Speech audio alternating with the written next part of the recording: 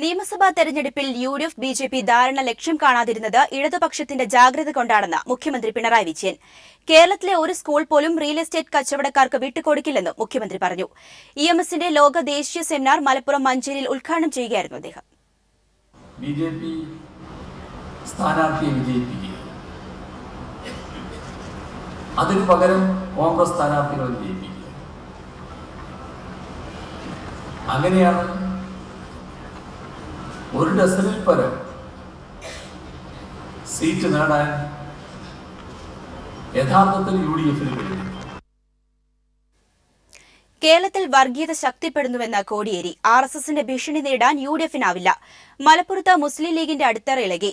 LDF-നെ പിന്തുണച്ചതിന് കാന്തപുരത്തെ league ഭീഷണിപ്പെടുത്തിയെന്നും അദ്ദേഹം പറഞ്ഞു. വിവരങ്ങളുമായി ജീവൻ ചേരുന്നു. ജീവൻ, മറ്റെന്തൊക്കെ കാര്യങ്ങളാണ് അദ്ദേഹം പറഞ്ഞത്? വിവരങ്ങൾ. ഗ്രീഷ്മ, 2 ദിവസമായി ചേർന്ന CPIM-ന്റെ സംസ്ഥാന കമ്മിറ്റി യോഗ തീരുമാനങ്ങൾ വിശദീകരിച്ചുകൊണ്ടാണ് കോടിയേരി ബാലകൃഷ്ണൻ വർഗീയതയ്ക്കെതിരെ അതിശക്തമായ നിലപാടുമായി വീണ്ടും രംഗത്തെത്തിയത്.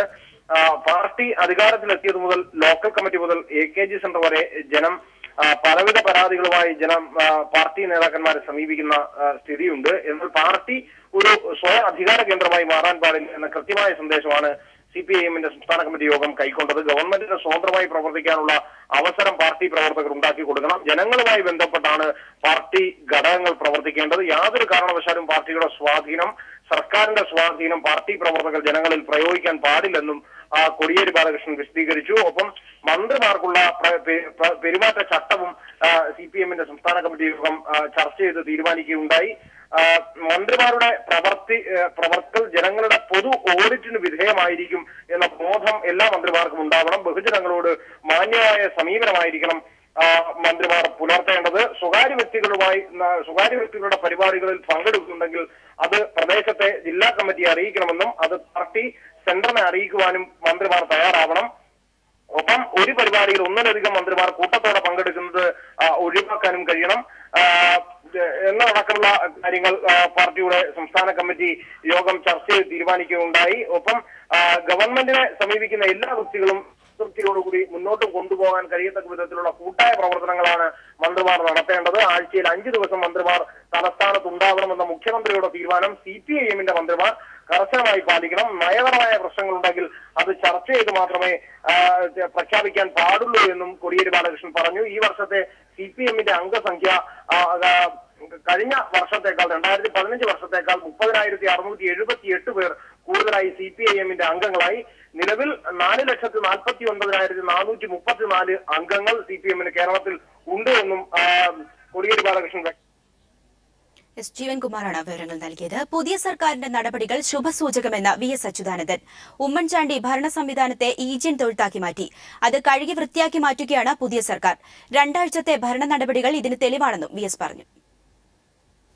ഉമ്മൻചാണ്ടി സർക്കാർ ചവിട്ടിമതിച്ച ഒരു ഈജിയൻ തൊഴുത്താക്കിയ ഭരണ സംവിധാനം കഴുകി വൃത്തിയാക്കുവാനുള്ള ശ്രമങ്ങളിലാണ് ഇപ്പോഴത്തെ LDF സർക്കാർ നടത്തിക്കൊണ്ടിരിക്കുന്നത്. 1-2 ആഴ്ചക്കുള്ളിൽ തന്നെ സർക്കാർ കൈക്കൊണ്ട നടപടികൾ ഇതിന് തെളിവാണ്. ആരോഗ്യ, വിദ്യാഭ്യാസ, പൊതുവിതരണ രംഗങ്ങളിലൊക്കെ ആരംഭിച്ചിട്ടുള്ള പ്രവർത്തനങ്ങൾ ശുഭസൂചനകൾ നൽകുന്നതാണ്. ജിഷ വധവുമായി ബന്ധപ്പെട്ട് ഹോട്ടലുകളിലെ CCTV ക്യാമറ ദൃശ്യങ്ങൾ പോലീസ് പരിശോധിക്കുന്നു. പെരുമ്പാവൂരിലെയും കോതമംഗലത്തെയും ഹോട്ടലുകളിലെ CCTV ദൃശ്യങ്ങളാണ് പരിശോധിക്കുന്നത്.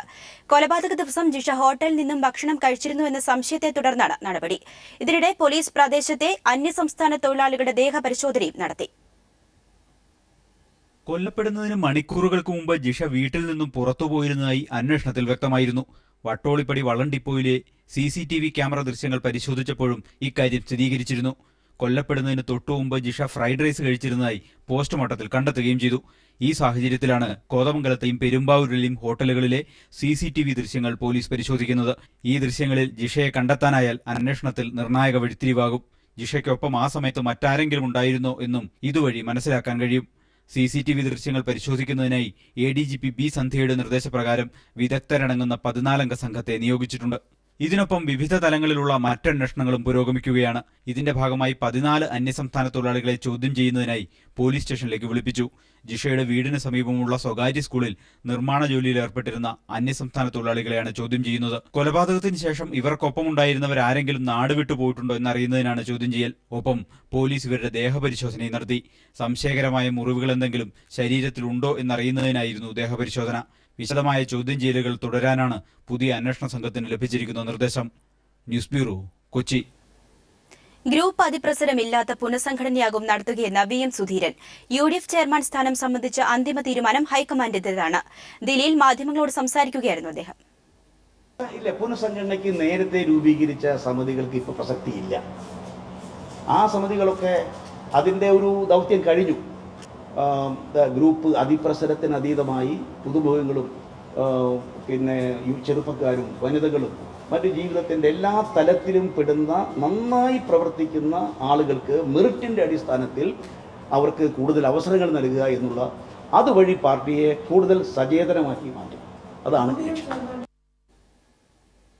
കലാഭവൻ മണിയുടെ സഹോദരൻ RLV രാമകൃഷ്ണനെതിരെ നടൻ സാബുമോന്റെ ഫേസ്ബുക്ക് പോസ്റ്റ്. അന്വേഷണം കഴിയുമ്പോൾ രാമകൃഷ്ണൻ ജയിലിലാകും.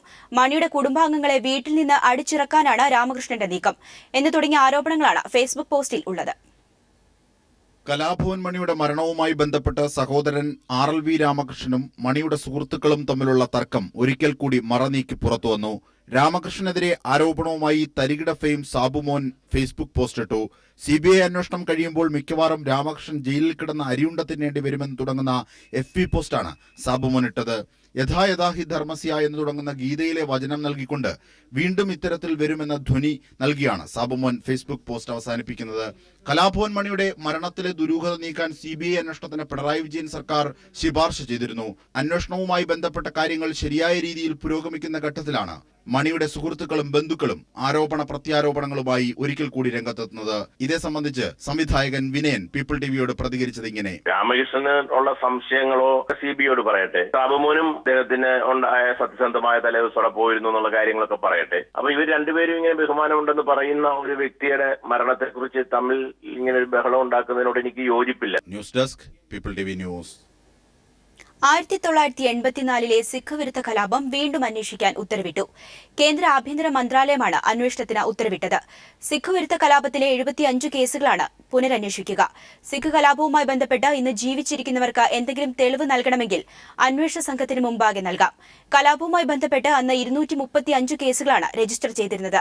എന്നാൽ വേണ്ടത്ര തെളിവുകളില്ലാത്തതിനാൽ ഇതിൽ മിക്ക കേസുകളും പിന്നീട് അന്വേഷിക്കാതെ വിട്ടു. ജഗദീഷ് ടാറ്റ്ലർ അടക്കം നിരവധി പ്രമുഖ കോൺഗ്രസ് നേതാക്കൾ കേസിൽ പ്രതികളാണ്. 2 ദിവസം നീണ്ടു നിൽക്കുന്ന BJP ദേശീയ നിർവാഹക സമിതി യോഗത്തിന് ഉത്തർപ്രദേശിലെ അലഹബാദിൽ തുടക്കമായി. അടുത്ത വർഷം നടക്കാനിരിക്കുന്ന ഉത്തർപ്രദേശ്, പഞ്ചാബ് നിയമസഭാ തെരഞ്ഞെടുപ്പിൽ സ്വീകരിക്കേണ്ട തന്ത്രങ്ങൾ യോഗം ചർച്ച ചെയ്യും. വിവരങ്ങളുമായി M സന്തോഷ് ചേരുന്നു. സന്തോഷ്, യോഗം ഏത് രീതിയിൽ പുരോഗമിക്കുന്നു? അന്തിമ തീരുമാനങ്ങൾ ഇന്നുണ്ടാകുമോ? ഗിരീഷ്മ, വൈകുന്നേരം 3 മണിക്കാണ് ദേശീയ നിർവാഹക സമിതി യോഗം ആരംഭിക്കുക. ഇതിന് മുന്നോടിയായി ദേശീയ സെക്രട്ടറിമാരുടെ യോഗം ചേരുകയുണ്ടായി. പ്രധാനമായും ദേശീയ നിർവാഹക സമിതി യോഗത്തിന്റെ അജണ്ടകളിൽ ഒന്ന് ഉത്തർപ്രദേശ് നിയമസഭാ തിരഞ്ഞെടുപ്പിൽ സ്വീകരിക്കേണ്ട തന്ത്രങ്ങളെ കുറിച്ചാണ്. മുഖ്യമന്ത്രി സ്ഥാനാർത്ഥിയെ പ്രഖ്യാപിച്ച് തിരഞ്ഞെടുപ്പിനെ നേരിടണമോ, നേരെ മറിച്ച് മറ്റൊരു തരത്തിൽ ഹരിയാനയിലും മഹാരാഷ്ട്രയിലും ഉൾപ്പെടെയുള്ള സംസ്ഥാനങ്ങളിൽ സ്വീകരിച്ചതുപോലെ മുഖ്യമന്ത്രി സ്ഥാനാർത്ഥിയെ പ്രഖ്യാപിക്കാതെ തിരഞ്ഞെടുപ്പിനെ നേരിടണമോ എന്നുള്ള കാര്യമാണ് പ്രധാനമായും ചർച്ച ചെയ്യുന്നത്. മുഖ്യമന്ത്രി സ്ഥാനാർത്ഥിയെ നിശ്ചയിക്കുകയാണെങ്കിൽ തന്നെ ആരെ മുന്നിൽ നിർത്തി തിരഞ്ഞെടുപ്പിന് നേരിടും എന്ന കാര്യത്തിലും ഇപ്പോൾ ആശയക്കുഴപ്പം നിലനിൽക്കുന്നുണ്ട്.